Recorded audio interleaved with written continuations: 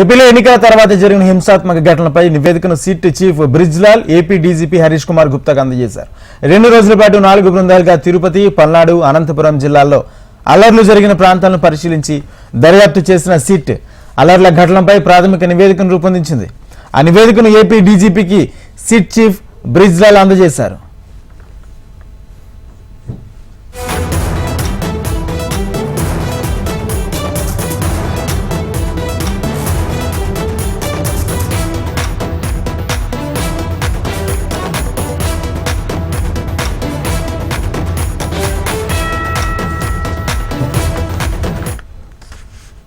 ఏపీలో ఎన్నికల తర్వాత జరిగిన హింసాత్మక ఘటనలపై నివేదికను SIT chief Brijlal AP DGP Harish Kumar గుప్తాకు అందజేశారు. 2 రోజుల పాటు 4 బృందాలుగా తిరుపతి, పల్నాడు, అనంతపురం జిల్లాలో అల్లర్లు జరిగిన ప్రాంతాలను పరిశీలించి దర్యాప్తు చేశారు. ఇదే అంశానికి సంబంధించి పూర్తి సమాచారం అందించడానికి ఏపీ డీజీపీ కార్యాలయం నుంచి మా ప్రతినిధి వినయ్ లైవ్ ద్వారా సిద్ధంగా ఉన్నారు. వినయ్, చెప్పండి, సిట్ అధికారులు ఈ పూర్తి ప్రాథమిక నివేదికకు సంబంధించి కూడా డీజీపీకి అందజేసినట్టు కూడా తెలుస్తుంది. పూర్తి అప్డేట్స్ ఏంటి?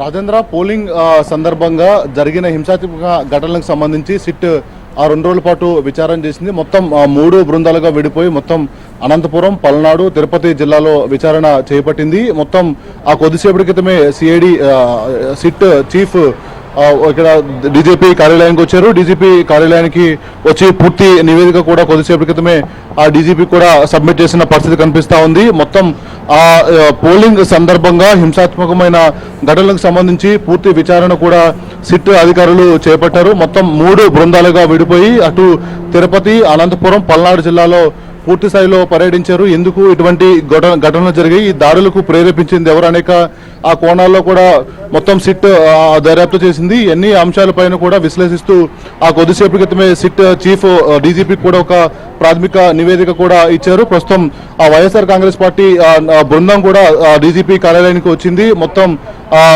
పోలింగ్ సందర్భంగా హింసాత్మకమైన ఘటనలకు సంబంధించి ఫిర్యాదు చేసేందుకు వైఎస్ఆర్ కాంగ్రెస్ పార్టీ నాయకులు కూడా ప్రస్తుతం సిట్ కార్యాలయం లోపలికి వెళ్లారు. మొత్తం పల్నాడు, అనంతపురం, తిరుపతి మొత్తం 3 జిల్లాల్లో కూడా వైఎస్ఆర్ కాంగ్రెస్ పార్టీ నాయకులని కొట్టారు. అదేవిధంగా హింసాత్మకమైన దాడులకు పాల్పడ్డారు. వీటన్నిటిపైన కూడా విచారణ చేపట్టాలని చెప్పి కూడా వైఎస్ఆర్ కాంగ్రెస్ పార్టీ నాయకులు కూడా ఫిర్యాదు చేయబోతా ఉన్నారు. దాంతోపాటు డీజీపీ హరీష్ కుమార్ గుప్తాకు ప్రాథమిక నివేదిక కూడా కొద్దిసేపటి క్రితమే Vineet CID SIT chief Vineet కూడా అందజేశారు. ఎన్నికల అనంతరం హింసాత్మక ఘటనలపై ఈసీ ఆదేశాల మేరకు ఈ సిట్ విచారణ అనేది కూడా జరుగుతూ ఉంది. 2 రోజుల పాటు 4 బృందాలుగా విడిపోయి క్షేత్రస్థాయిలో ఈ పర్యటన కూడా సిట్ అధికారులు చేపట్టారు. పల్నాడు, తిరుపతి, అనంతపురం జిల్లాలో పర్యటించిన సిట్ బృందాలు హింసాత్మక ఘటనలకు కారణాలు విశ్లేషిస్తూ ప్రాథమిక నివేదిక కూడా ఇచ్చింది. మొత్తం అటు వైఎస్ఆర్ కాంగ్రెస్ పార్టీ, తెలుగుదేశం పార్టీ నాయకులు కూడా ఈ దాడులకు సంబంధించి ఇప్పటికే సిట్ కూడా ఫిర్యాదు చేశారు. ఇలా ఓవరాల్ గా మొత్తం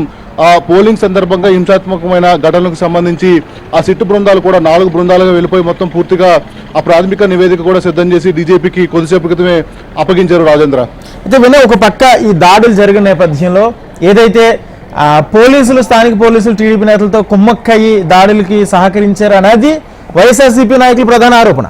దీనికి సంబంధించి సిట్ అధికారులు ఏమైనా గుర్తించారు? అటువంటి అధికారులు కానీ లేకపోతే అటువంటి స్థానిక పోలీసులు కానీ?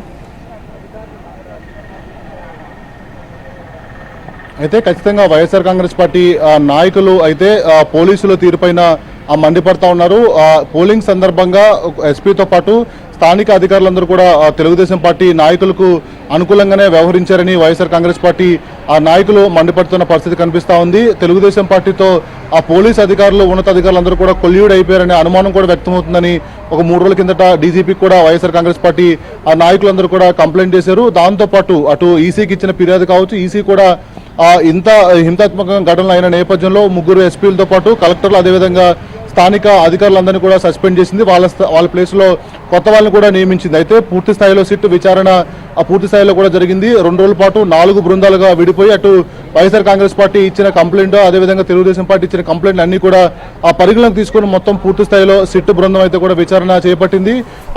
3 రోజుల పాటు దాదాపు 4 బృందాలుగా విడిపోయి మొత్తం తిరుపతి, పల్నాడు, అనంతపురంలో కూడా విధ్వంసమైన ఘటనలు జరిగినాయి. తిరుపతిలో కూడా అభ్యర్థుల పైన కూడా దాడులు జరిగినాయి. అదేవిధంగా పల్నాడులో అభ్యర్థులతో పాటు కార్యకర్తల పైన కూడా పెద్ద ఎత్తున దాడులు జరిగిన వీటన్నిటిపైన కూడా సిట్ 4 బృందాలుగా విడిపోయి మొత్తం ఆ నివేదిక కూడా సిద్ధం చేసింది. దాదాపు ఒక 150 పేజీల నివేదికను కూడా డీజీపీకి సిట్ చీఫ్ వినీత్ అందజేసినట్టు కూడా మనకి తెలుస్తా ఉంది. ఎందుకంటే మొత్తం అటు కేంద్ర ఎన్నికల సంఘం కూడా సీరియస్ అయిన నేపథ్యంలో ఈ అంశాన్ని సిట్ బృందం చాలా సీరియస్ గా తీసుకుంది. పల్నాడులో నాటు బాంబులు కలకలం కావచ్చు, దాడులు కావచ్చు, వీటిలన్నిటి అంశాలపైన కూడా పూర్తిగా విశ్లేషించి పూర్తిగా అన్ని అంశాలని ఎప్పటికప్పుడు కూడా ఎంక్వైరీ చేసి సిట్ బృందం దీనికి సంబంధించి రిపోర్ట్ కూడా సిద్ధం చేసినట్టు కూడా తెలుస్తా ఉంది. స్థానిక ఎమ్మెల్యేలు, దెబ్బలు తగిలిన కార్యకర్తలు, అదేవిధంగా లీడర్లు అందరితో కూడా ఎంక్వైరీ చేసినట్టు కూడా మనకు సమాచారం అందుతుంది. అదేవిధంగా అనంతపురం పెద్దారెడ్డితో పాటు ఇంకా కొన్ని అంశాలు కూడా సిట్ బృందం పూర్తి స్థాయిలో ఎంక్వైరీ చేసినట్టు కూడా తెలుస్తా ఉంది. అదేవిధంగా తిరుపతిలో కూడా సిట్ బృందం పర్యటించి అక్కడ కూడా ఓవరాల్ గా దీనికి సంబంధించి డిస్కస్ చేసినట్టు కూడా మనకు తెలుస్తా ఉంది. ఇలా ఓవరాల్ గా పోలింగ్ సందర్భంగా జరిగిన హింసాత్మక ఘటనలకు సంబంధించి సిట్ చాలా వేగంగా దర్యాప్తు చేసింది. కొద్దిసేపు క్రితమే సిట్ చీఫ్ వినీత్ దీనికి సంబంధించి పూర్తి స్థాయి నివేదిక కూడా ఆంధ్రప్రదేశ్ డీజీపీకి సబ్మిట్ చేయడం జరిగింది. Rajendra, right, thank you Vinay.